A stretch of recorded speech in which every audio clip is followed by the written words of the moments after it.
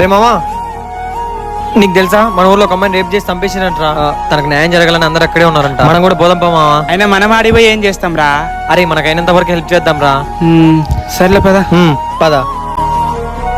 నానా, అమ్మ పిలుస్తుంది, రావాలంట. నువ్వు వెళ్ళారా నాన్న తర్వాత వస్తలే. ఇంటికి పో. బాయ్. రే నువ్వు వెళ్ళులేరా? రే ఏమైందిరా?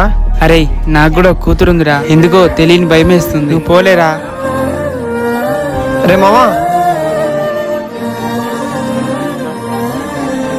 భయం ఈ ప్రపంచంలో ప్రతి ఒక్కడికి భయం వేస్తుంది. కానీ ఒక ఆడకూతురు ఇంట్లో ఉండే తండ్రికి మాత్రం ఈ భయం కొంచెం ఎక్కువగానే అనిపిస్తుంది.